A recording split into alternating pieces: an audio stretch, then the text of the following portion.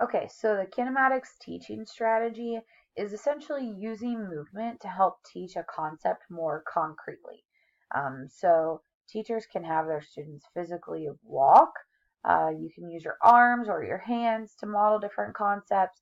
You can teach students to tap their feet as they're working through a process.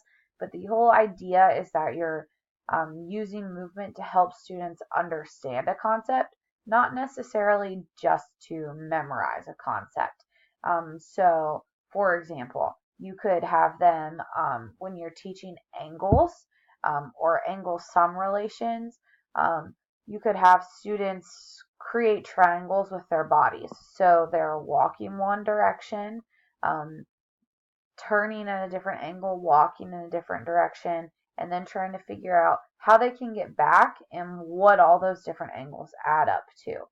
You could also teach slope, for instance. Have students hold out a big giant string and then have them walk forward 2 steps and right 1 step, and then they're at that string, and then walk backwards 2 steps and left 1 step, and they're still at the string. So we're talking about how going up in one direction and back in another direction are still on that same line.